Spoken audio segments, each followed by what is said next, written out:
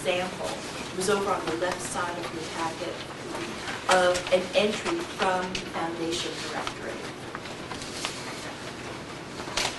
The Foundation Directory is national in scope, and it will give you the name and address, telephone number, contact person for a particular foundation.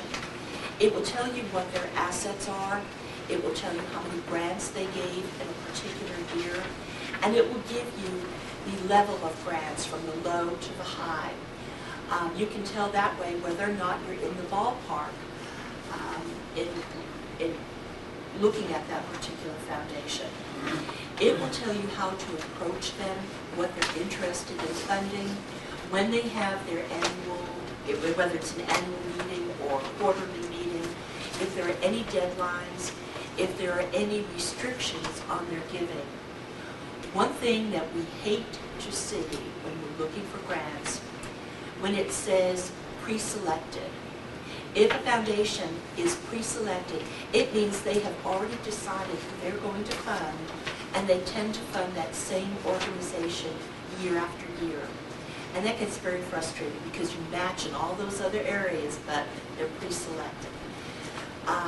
In a case like that, we usually suggest that you don't bother applying. You're wasting your time and their time.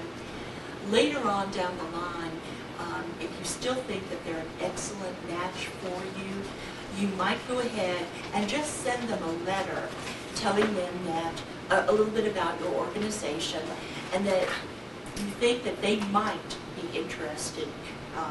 Who they're funding right now is very similar to organizations like yours. Invite them perhaps to a special event that you're having, or just to come and take a look at your agency. And, you know, if they want, they go ahead and they'll get in touch with you. If not, they'll let you know. Okay, so that's one way to get around that pre-selected. The Foundation Directory is giving you a list of foundations that have assets of more than $3 million and giving more than $300,000 a year. For Part 2 of the directory, it's slightly smaller foundations. Again, it's national in scope, but it's giving less than $300,000 a year, and they have less than $3 million. We also have the Foundation Directory online, and this will speed up your searching.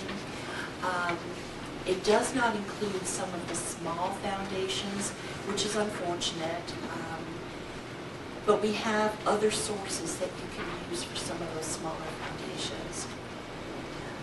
Now, the ones online, can you go through Google to find them, or you have to come to the library directly? I'm going to get you to come down to the library. You have to come to the library. Okay. You have to come to the 6th floor. Okay. That is the only place at the Central Library. Now, you can actually go to the foundation or get online with the Foundation Center and tell them that you would like to purchase this online version, and they have different levels. I think the smallest level, maybe $100 a month, but you're not getting all of the bells and whistles that we have. So, and one thing that you can do, come downtown, bring a flash drive, and you can download the information, email it to yourself.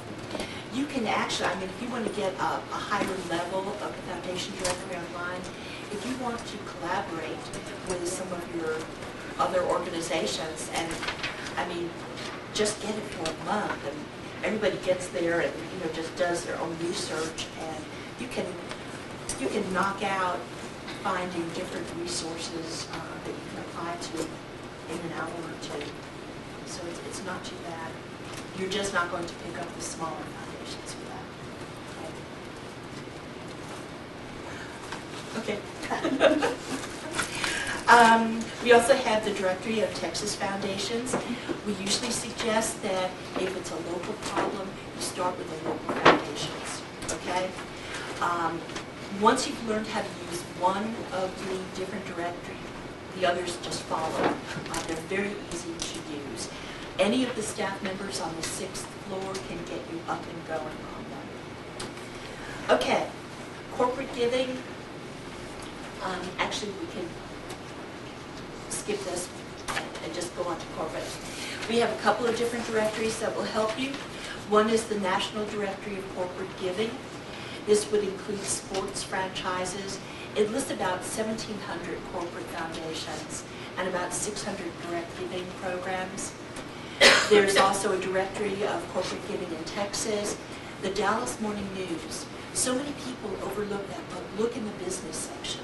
This is where you're going to get the most up-to-date information about businesses that are coming to the Dallas area, they're newly established businesses, whatever. This is a great time for you to get in on the ground floor, okay? It's also going to tell you whether or not a business is having a good year or a bad year. ExxonMobil, you know, record high earnings. Maybe this is the time to go ahead and approach them for funding. Whereas Zales is really struggling, they don't know if it's going to continue, so this is not the time to ask them for funding. Also in the business section, there's an article 6 days a week by Robert Miller, and he writes about nonprofit agencies, philanthropy, anything to do with nonprofits, he will write about. So you can get an idea of who is out there doing something similar, maybe doing a special event, and what corporations, what individuals are buying tables at that special event. That's real important for you. You can go back, you can ask your board members if they know any of these people. When it's time for your special event, then perhaps you can get in touch with them. Okay, government resources. We have the Catalog of Federal Domestic Assistance. If that is not a government title, I don't know what is. It is very dry to use, believe me. It is available online, and in your packets of information, you do have a list of websites that you can go to. The catalog is listed on that website. Something that's easier to use is the Government Assistance Almanac. It is put out by a private publisher, and it will have basically the same information. What you do, you look in the index under whatever terms you were used for your other research, whether it's homeless or school, education, health, and it will give you an entry number. Turn to the front of the book, look up that entry number. It's going to give you a little bit of information about the particular grant.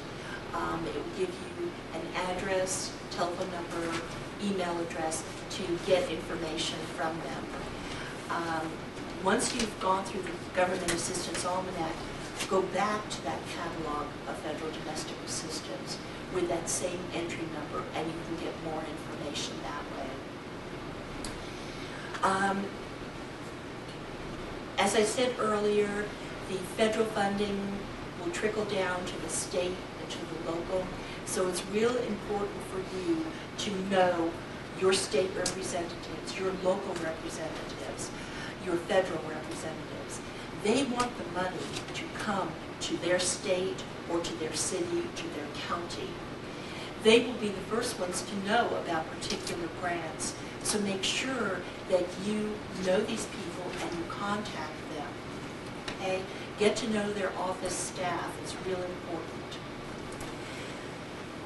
There are various websites. Grants.gov is an excellent website if you decide that you want to do government funding. Just remember, you have to have the time, you have to have enough staff to oversee the program. Okay? Key points. I know I've thrown so much information at you.